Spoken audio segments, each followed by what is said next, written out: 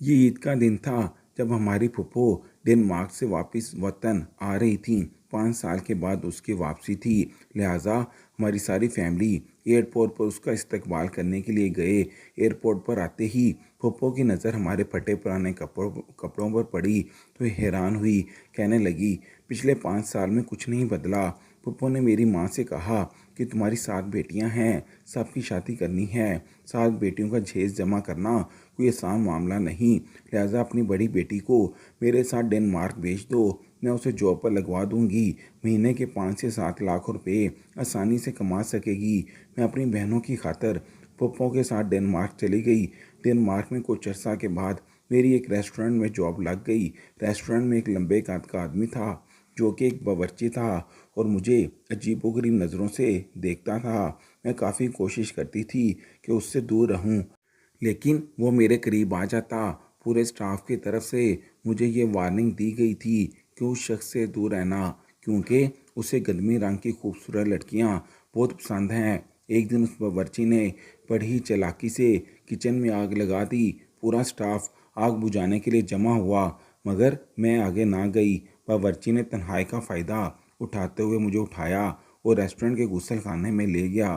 मैंने शोर करने की कोशिश की तो उसने मेरे मुंह पर कपड़ा बांध दिया और कहने लगा कि बाहर आग लगी है, इधर मेरे अंदर की आग लगी है। जब तक किचन की आग नहीं बुझती तो मेरे अंदर की आग बुझा दो। मैंने उसकी बुरी नीयत को देखते हुए जल्दी से, मेरा नाम नाहिद है और मेरे वालिद एक रिटायर्ड ऑफिसर का ड्राइवर है। आधी से ज़्यादा तनख्वाह वो अपनी डांट पाट पर लगा देता है। हमारे घर वालों की उसे कोई परवाह नहीं। ज़्यादातर वो अफसर लोगों के साथ घूमता है, उनकी खिदमत में हर वक्त मसरूफ़ रहता है। हमने अपना बचपन माँ और बाप की लड़ाई देखकर ही गुजारा। माँ बाप आपस में अक्सर लड़ाई झगड़ा करते और लड़ाई की बुनियादी वजह यही थी कि माँ कहती थी कि मेरी 7 बेटियां हैं, उनके अखराजात हैं, कुछ बेटियां स्कूल जाती हैं, इसके अलावा बाकी भी घर के काफ़ी अखराजात हैं, तुम वो खर्चा हमें क्यों नहीं देते। और अब्बा यही कहते थे कि मैं खर्च देता तो हूँ, जितना तुम लोगों की ज़रूरत है उससे ज़्यादा मैं नहीं दूंगा। लेकिन हकीकत ये थी कि ज़रूरत से बहुत ही कम खर्च माँ को मिलता। बहनों में मैं और इमशा सबसे बड़ी थी। हम अक्सर आपस में यही गुफ्तगू करती थी कि अब्बा हमारा ख्याल क्यों नहीं रखते, क्या हम उनकी सकी बेटियां नहीं हैं। क्या अपनी औलाद के लिए कोई बाप ऐसा जुल्म कर सकता है। खुद तो याशी करते हैं, अच्छे अच्छे खाने खाते हैं और इधर हम सूखी रोटी खाकर सो जाती हैं। मुझसे ज़्यादा रिमशा को घर वालों की छोटी बहनों का बहुत एहसास था। वो बहुत एहसास तबीयत की मालिक थी। माँ को किसी तरह परेशान नहीं देख सकती थी। अक्सर वो माँ को तसल्ली देती और यही कहती कि मैं जॉब करूँगी, आपकी ये परेशानी जल्द दूर हो जाएगी। रिमशा की बातें सुनकर बाकी बहनों को तसल्ली हो जाती और वो पुरस्कून हो जाती। लेकिन ये सिर्फ बातें थीं, क्योंकि इस बेरोज़गारी के दौर में अच्छी जॉब का मिलना बहुत मुश्किल बात थी और ख़ास तौर पर एक औरत के लिए जॉब हासिल करना उससे भी ज़्यादा मुश्किल तरीन बात थी। हमारा जॉइंट फैमिली था। मेरे अब्बा दाया सब इकट्ठे रहते थे। दाया जान मेरे बाप से ज़्यादा कमाते थे और अपनी औलाद पर अच्छा खासा खर्च करते थे। हर माह उनके लिए अच्छे अच्छे गिफ्ट लेकर आते। इसके अलावा जूते कपड़े भी हम लोगों से बहुत अच्छे होते थे। जब मेरी ताई सालन बनाती तो इसमें पानी बिल्कुल कम डालती, जबकि हमारा ये हाल था कि हांडी में इतना ज़्यादा पानी डाला जाता कि पता ही ना चलता कि सालन है या फिर शरबत। उनके अच्छे अच्छे कपड़े देखकर हम बहनें इस से महरूमी में मुब्तला हो जाती। हमारा वालिद था, हम इनको बदुआ तो नहीं दे सकते थे, लेकिन दिल में ये हसरत ज़रूर थी कि काश अब्बा को हमारा ख्याल होता, काश हम भी अच्छे अच्छे कपड़े, जूतों और अच्छी खुराक के लिए ना तरसते। माँ ने कई बार अब्बा से कहा कि कम से कम इतने पैसे तो दे दो कि बच्चे ठीक से खाना खा पाएँ, लेकिन मगर वो हमेशा ये बातें कहता कि पैसे दरख्तों पर नहीं लगते, मैं तुम लोगों को इतनी याशी नहीं करा सकता। मतलब बुनियादी ज़रूरियात को भी मेरा बाप याशी का नाम दे रहा था। और बाकी रही ताई की बात, तो वो हमेशा अब्बा को मेरे खिलाफ भड़काती और उसकी कोशिश थी कि इनकी लड़ाई झगड़ा हो और अब्बा मेरी अम्मा को बेइज्जत करें पता नहीं कैसी औरत थी, लेकिन ऐसा करने पर उसे दिली तस्कीन महसूस होती थी। मैं और रिमशा अक्सर माँ से कहती थी कि आपने कैसे आदमी से शादी की जिनको औलाद के बुनियादी हकूक़ अदा करने का भी कोई ख्याल नहीं है, अच्छे से खाना भी नहीं खिला सकता। जब माँ हमारी ये बात सुनती तो कहती कि अपनी ज़ुबान बंद करो, अगर किसी तरह भी ये बात तुम्हारी ताई ने सुन ली तो पता है ना कि वो तुम्हारा क्या हशर होगा। वो पहले ही कोशिश में है कि किसी तरह तुम्हारा बाप मुझे घर से निकाल दे, और ऊपर से तुम ऐसी बातें कर रही हो। जब कभी कभी ताई हमारी माँ से ऐसे बात करती तो हम अपनी ताई से यही कहते थे कि आपकी तो किस्मत अच्छी है कि आपका शौहर हमारे बाप की तरह नहीं, काश आपका शौहर हमारे बाप की तरह होता तो आपको भी लग पता जाता कि कैसे घर चलाया जाता है। ताई हमारी ये बात सुनकर अपने दांतों को दबाकर हमारी तरफ हैरत से देखती और तंजिया लहजे में कहती कि अजीब बात है, औलाद की अजीब तरबियत की है तुम लोगों ने। इतनी आज़ाद ख्याल लड़की है जिनको बात करने की भी तमीज़ नहीं, कैसे बात करती हैं, इनको कुछ पता भी नहीं। सारी ज़िंदगी खुद भी नाशुक्री औरत बनी हो और अपनी बेटियों को भी नाशुक्रापन सिखा रही हो। बल्कि ये बात सुनकर माँ हमेशा खामोश हो जाती और इनसे ज़्यादा बहस ना करती, क्योंकि अगर थोड़ी सी भी बहस करती तो अब्बा अम्मा को पूरी तरह मारना शुरू कर देता। बस इन्हीं छोटी छोटी बातों की वजह से हमें अब्बा से नफ़रत हो चुकी थी। हमें कभी कभी ऐसा लगता था कि बेटा ना होने की वजह से अब्बा हमारा ख्याल बिल्कुल नहीं रखते, और मेरी माँ को इस बात की सज़ा दी जाती है कि तुमने बेटियां पैदा क्यों की। इन तमाम हालात के बावजूद बाजी मुझे सब्र की तलकीन करती और कहती कि फ़िक्र मत करो, एक ना एक दिन हमारे हालात ज़रूर बदल जाएंगे, ये महरूमी ज़्यादा अरसे तक नहीं रहेगी। वो मेरी ख्वाहिशात का ख्याल रखती थी, जैसा कि बारबी डॉल। उसे पता थी कि मेरी सबसे बड़ी ख्वाहिश यही है कि बारबी डॉल मुझे मिल जाए, लेकिन अब्बा ने तो कभी वो मुझे ख़रीद कर नहीं दी। और ताई की बेटियां हमेशा बारबी डॉल के साथ खेलती थीं। इसने अपनी पॉकेट मनी जमा की और फिर इन पैसों से मुझे बारबी डॉल ख़रीद कर दी, क्योंकि असल में यूँ हुआ था कि बारबी डॉल ख़रीदना मेरा ख्वाब था और अब्बा मुझे ये ख़रीद कर नहीं दे रहे थे। तो मैंने अपनी ताई की बेटी की बारबी डॉल चोरी की थी। ताई की बेटी बार बार यही कह रही थी कि मेरी बारबी डॉल इसने चुराई है। तो ताई ने हमारे घर की तलाशी ली, हमारे कमरे को गौर से देखा, एक एक चीज़ छान मारी, तो अचानक मेरे बैग में बारबी डॉल बरामद हुई। तो ताई ने मुझे बहुत बेइज्जत किया। मेरी तो खैर थी, लेकिन उसने मेरी माँ को गालियाँ दी। यही बार बार कह रही थी कि चोर मार की चोर बेटियां हुईं, और फिर इन बातों की वजह से अम्मी और ताई की लड़ाई शुरू हो गई। इन हालात को देखते हुए बाजी ने अपनी पॉकेट मनी जो उसने जमा कर रखी थी, उसने उसमें से मुझे बारबी डॉल खरीद कर दी। उस रात जब मैंने ताई और अम्मी को लड़ाई देखी और जिस तरह वो बातें मेरी माँ को सुना रही थी, तो मैंने अपने आप से वादा किया था कि आइंदा कोई चीज़ नहीं चुराऊंगी, क्योंकि इस वजह से मेरी माँ को बातें सुनना पड़ेंगी। बाची रिमशा को घर के हालात का बहुत एहसास था, इसलिए मैट्रिक का एग्ज़ाम जैसे ही क्लियर किया तो उसने जॉब करने की ठान ली। मुख्तलिफ़ जगह पर अप्लाई किया, प्राइवेट स्कूलों में भी टीचिंग के लिए अप्लाई किया, लेकिन तनख्वाह बहुत कम थी। लेकिन इसके बाद एक माकूल तनख्वाह पर एक कपड़ों की दुकान में जॉब मिल गई थी, जिसमें रेडीमेड कपड़े फ़रोख्त होते थे और इनको एक लेडी सेल्समैन की ज़रूरत थी। जिस तरह मेरी बहन को सिलेक्ट किया गया, माँ ने निमशा को जॉब करने की इजाज़त दे दी, लेकिन वो दिल ही दिल में बहुत ज़्यादा खौफज़दा थी कि किसी तरह अगर अब्बा को रिमशा की जॉब के बारे में पता चल गया तो वो माँ को ही मारेगा। और फिर हुआ भी ऐसा। जिस तरह अब्बा को रिमशा की जॉब के बारे में पता हुआ तो उसने उसी रात अम्मा को बहुत मारा। लेकिन इन हालात को देखते हुए मैं नहीं जानती थी कि मेरे अंदर इतनी ज़्यादा हिम्मत कहाँ से आ गई। मैं अब्बा के सामने आई और मैंने कहा कि मैं ये मज़ीद बर्दाश्त नहीं कर सकती कि आप अम्मा को इस तरह मारें। अगर आपको रिमशा की जॉब पर इतना ही एतराज़ है तो लाएं, हमारा ख़र्चा हमें अपना ख़र्चा दें, ताकि हम इंसानों की तरह ज़िंदगी गुजार सकें, अच्छे अच्छे कपड़े पहन सकें, अच्छे जूते हों। या आपको कभी इस बात का अंदाज़ा भी है कि आपकी बेटियां अब जवान हो चुकी हैं, अगर वो टूटी हुई जूती और फटे पुराने कपड़े पहनेंगी तो माशरे में इनका क्या मुकाम होगा। जब हम ये कपड़े पहनकर बाहर निकलते हैं तो लोग अजीबोगरीब निगाहों से देखते हैं और आपस में बातें करते हैं कि इनका बाप तो जिंदा है, लेकिन जिंदा लाश है जिनको अपनी औलाद का कोई एहसास नहीं। तो हमें वो खर्च देकर हम अपना वजूद छुपाने के लिए कपड़े खरीद सकें। मेरी बातें सुनकर अब्बा हैरान हुआ। उसे मुझसे ऐसी बातों की उम्मीद नहीं थी कि हम करेंगे। वो मेरी माँ को बुरा भला कहता हुआ कमरे से बाहर चला गया। अब इनके जाने के बाद मैंने माँ को गले लगाया और कहा कि हमारे होते हुए आपको बिल्कुल भी परेशान होने की ज़रूरत नहीं। इस सूरत हाल का फ़ायदा उठाती वो मोहल्ले की औरतों के कान भरती कि इनकी बेटियाँ आज़ाद ख्याल हैं, कमा कमा कर माँ को पैसे दे रही हैं। मोहल्ले वाली औरतें हमें अजीबोगरीब नज़रों से देखती थीं, जिसकी वजह से एक दफ़ा माँ ने रिमशा को जॉब करने से मना कर दिया।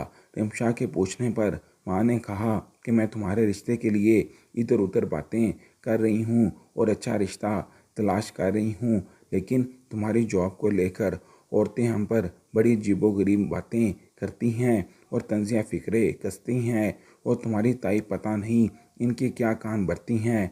वो तुमसे बाज़न हो चुकी हैं। अब पहले मुझे जहाँ भी तुम्हारे रिश्ते के बारे में उम्मीद थी, अब वहाँ भी कोई उम्मीद नहीं रही। रिमशा ने माँ से कहा कि माँ जी, आपको परेशान होने की बिल्कुल भी ज़रूरत नहीं। जहाँ नसीब होगा मेरा रिश्ता वहाँ तय हो जाएगा, लेकिन मैं ऐसा नहीं कर सकती कि इसकी वजह से मैं अपना काम करना छोड़ दूँ। अब्बा के हालात आपके सामने हैं और मैं घर की खातर जॉब कर रही हूँ, मैं कोई याशी तो नहीं कर रही।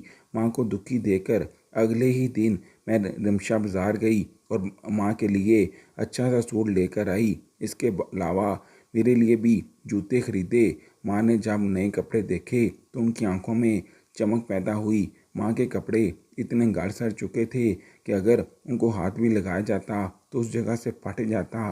और इन हालात में माँ के लिए नई जोड़ा किसी नेमत से काम नहीं था। रिमशा माँ को खुश देखकर ही खुश हो जाती थी। मुझे आज तक याद है जिस दिन माँ के लिए नया जोड़ा लाई थी तो माँ के चेहरे को खुश देखकर उसकी आंखों में खुशी के आंसू जारी थे। रिमशा बाजी सिलाई का काम करती थी, लिहाजा रातों रात ही उसने मेरा और माँ के लिए जोड़ा सी दिया और कहा कि अब हमें किसी की मोहताजी की ज़रूरत नहीं। अब हम अच्छा खाएंगे, अच्छा पहनेंगे, और अब्बा अगर हमें तनख्वाह का हिस्सा नहीं भी देंगे तो हमारा बेबी गुजारा चल जाएगा। इसके बाद जल्दी रिमशा बाजी के कहने पर माँ ने अपना किचन ताई से अलहदा कर दिया। अब आहिस्ता आहिस्ता हमारे हालात बदल रहे थे, मगर आमदन इतनी नहीं थी। मैं भी रिमशा बाजी की तरह जॉब करना चाहती थी, लेकिन बाजी ने मुझे मना किया और कहा कि तुझे किसी भी तरह तलीम को रोकना नहीं चाहिए, जारी रखे ताकि कल को तुम्हारी मुझसे भी ज़्यादा अच्छी जॉब लगे। कम तलीम होने की वजह से मामूली सी जॉब मिलती है, जबकि आला तलीम में अच्छी जॉब के चांसेस मौजूद हैं। अगले दिन खबर मिली कि पप्पो लंदन से वापस आ रही हैं। इनका बहुत बड़ा अच्छे घर में रिश्ता तय हुआ था और पप्पो का शोहर इन्हें लेकर लंदन चला गया था। उनका उधर कारोबार था, खाते पीते लोग थे। 5 साल के बाद पप्पो वतन वापस लौट रहे थे तो एयरपोर्ट पर हम उन्हें रिसीव करने के लिए और इस्तकबाल के लिए गए। ताया और ताई भी साथ मौजूद थे। जैसे ही पप्पो वतन पहुंची तो हमने इन पर फूल बरसाए, इनका शानदार इस्तकबाल किया। वो हमारे कपड़े और हालात देखकर हैरान हुई और माँ को अकेले में जाकर कहा कि ये तुमने क्या हालत बना रखी है, और अपनी बेटियों की भी हालत देखो। 5 साल गुजर चुके हैं लेकिन तुम्हारे हालात में कभी किसी किस्म की कमी ना आई। अम्मा ने पप्पो से कहा कि तुम तो अच्छी तरह जानती हो कि आपके भाई का रवैया हमारे साथ कैसा है। सारी तनख्वाह वो अपने पास रख लेते हैं, जबकि हमें बहुत कम पैसे देते हैं। रिमशा भी जॉब कर रही है लेकिन तनख्वाह बहुत मामूली है। इन हालात में आप खुद बताएं कि हम क्या करें। पप्पो थोड़ी देर खामोश रही, फिर उसके बाद उसने माँ से कहा कि देखो, मेरी बात गौर से सुनो। इस ख़ानदान का मैं भला चाहती हूँ, लिहाजा अगर तुम चाहो कि मैं अपनी बड़ी बेटी रिमशा को अपने साथ लंदन ले जा सकती हूँ और इसकी अच्छी जॉब भी हो जाएगी, फिर तुम्हारे हालात बदल जाएंगे। बेटियां घर में बैठी हैं, उनके शादी जहेज़ का खर्चा तुम्हारे पास से बाहर है। अगर इसी तरह चलता रहा तो उनके सर के बाल सफ़ेद हो जाएंगे और शादियाँ मुमकिन नहीं। माँ ने जब ये सुना तो कहा कि मुझे तो इस बात पर कोई इतराज़ नहीं, लेकिन आप पहले अपने भाई से इजाज़त ले लें। इसके बाद फूफो ने अब्बा से बात की तो अब्बा ने भी बिल्कुल एतराज़ ना किया, क्योंकि अब्बा वैसे भी माँ और मामले मामलात में इतना ज़्यादा फ़िक्रमंद थे ही नहीं।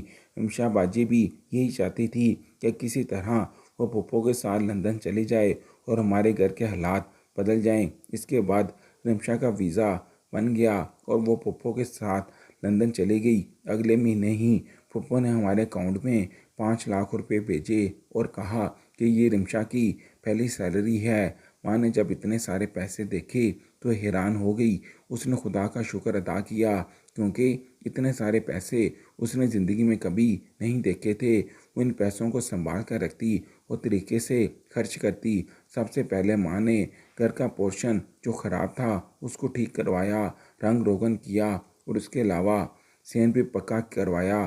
ताई ने जब हमारे हालात बदलते हुए देखे तो वो भी हसरत से जलने लगी और मोहल्ले की औरतें क्या पहले अम्मी पर और मेरी बहन रिमशा पर बातें करती थी, अब वो हमारी दोस्त बन चुकी थी और माँ के सामने बैठकर ताई के गिले करना शुरू कर देती। और इसके बाद घर के लिए नए बर्तन खरीदे, क्योंकि जब भी कोई मेहमान आते थे तो हम ताई से ही बर्तन लेते थे।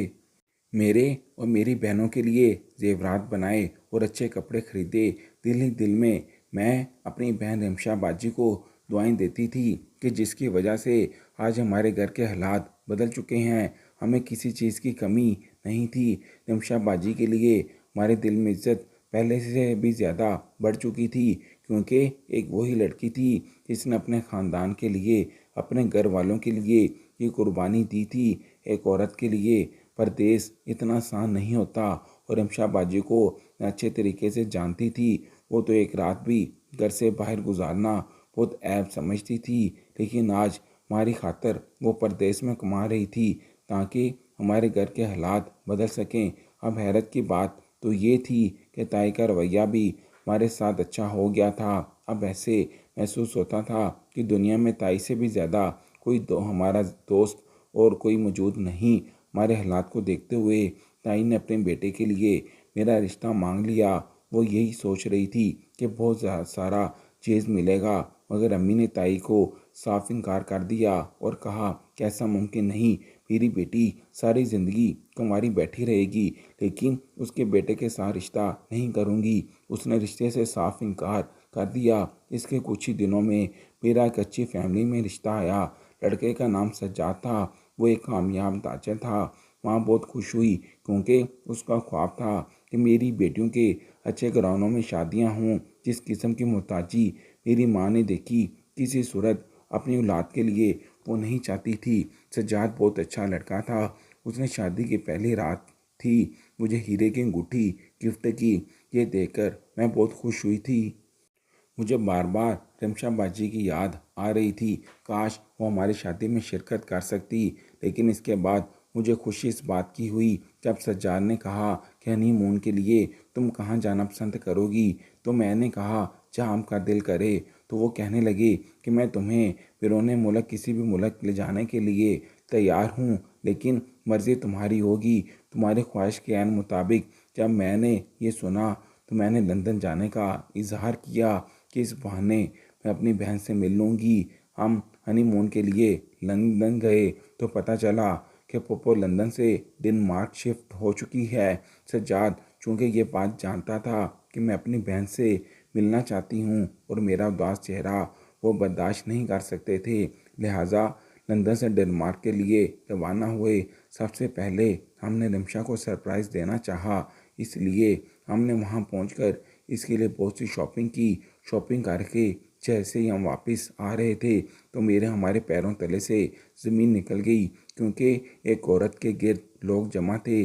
वो शायद बेहोश होकर सड़क पर गिर चुकी थी। मैंने जाकर देखा तो उसके सर पर बाल नहीं थे, गंजी औरत थी।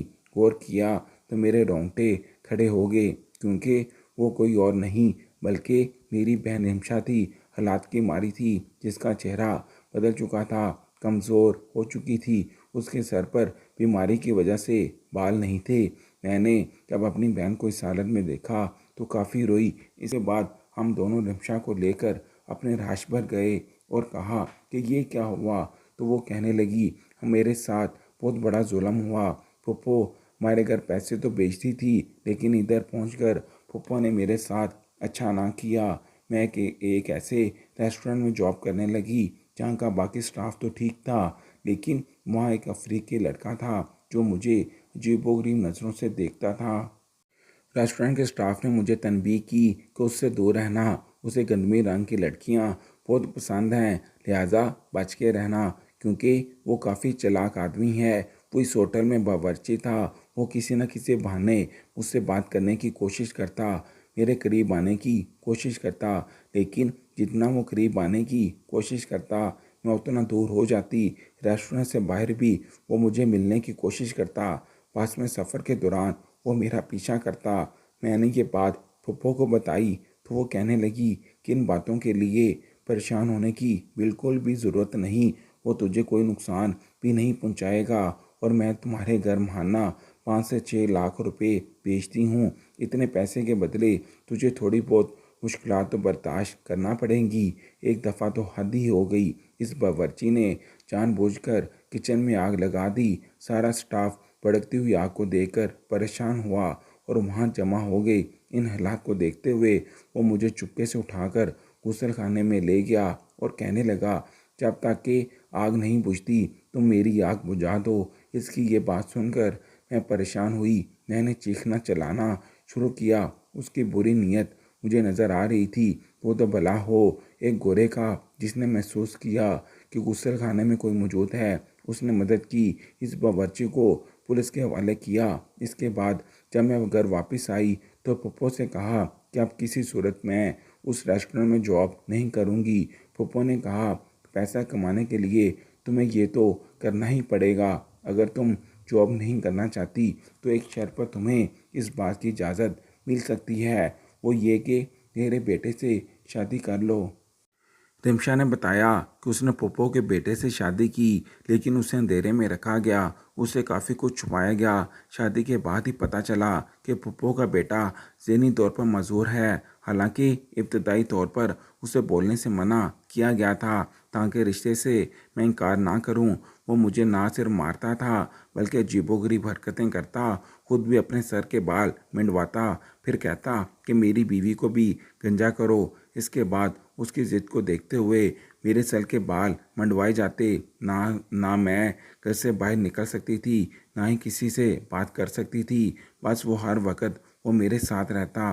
मुझे कहीं जाने की इजाज़त नहीं थी। बाजी रिम्शा की ये बात सुनकर हमें बहुत अफसोस हुआ और सज्जाद बाजी रिम्शा को लेकर पप्पो के पास गए तो पप्पो कहने लगी कि तुम कहाँ थी, काफ़ी टाइम से तुझे तलाश कर रही थी। अगर तुझे कोई नुकसान पहुंचा देता।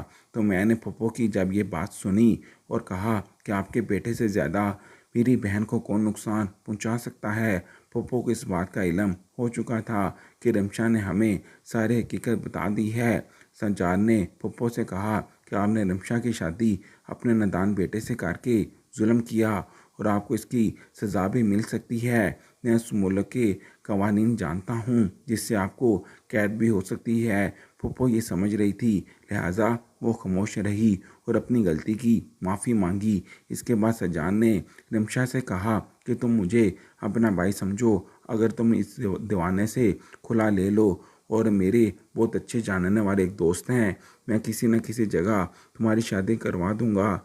सज्जाद के मशवरे पर रिम्शा ने इस दीवाने से शख्स से खुला ले ली और इसके बाद वो हमारे साथ वापस आई। कुछ दिन के बाद वापस हम पाकिस्तान लौटे। सज्जाद का एक बहुत अच्छा दोस्त रहील था जिसकी पहली बीवी एक्सीडेंट में फौत हो चुकी थी। वो सज्जाद को अपना भाई समझता था। सज्जाद ने मेरी बहन रमशा से उसकी शादी करवा दी। इनका सादगी के साथ निकाह किया गया और यूं काफ़ी सालों के बाद मैंने अपनी बहन रमशा के चेहरे पर मुस्कुराहट देखी। वो अपने इस तलख माजी को बुला देना चाहती थी। हमारे ख़ानदान की खातर, हमारी खुशी के खातर वो ये दो देश छोड़ कर चली गई थी, लेकिन वो जिन हालात में रह रही थी उसका अंदाज़ा हमें बिल्कुल नहीं था। अब ये हमारी जिम्मेदारी थी कि रिम्शा को इस दलदल से निकालें। अल्लाह का लाख लाख शुक्र है कि सज्जाद की मदद से हम रिमशा को उस दलदल से निकालने में कामयाब हो चुके थे। आज मेरी बहन रिमशा अपने घर में बहुत खुश है। उसके 2 बेटे हैं। रहील उसका बहुत ख्याल रखता है। वो एक अच्छा इंसान है। आज भी जब मैं उस वक़्त को याद करती हूँ जब मेरी बहन 8,000 रुपये की जॉब करती थी, एक सेल्समैन की, ये सोच कर मेरे रोंगटे खड़े हो जाते थे। इसके बाद मेरी बहन एक इम्तिहान से गुजरी और अल्लाह का लाख लाख शुक्र है कि अब हालात बदल चुके हैं। अल्लाह ताला हमें आसानियाँ अता की हैं और हम भी यही कोशिश करते हैं कि लोगों में आसानियाँ बांटें। वीडियो पसंद है आई है तो लाइक और शेयर ज़रूर कीजिएगा। अल्लाह हाफिज़।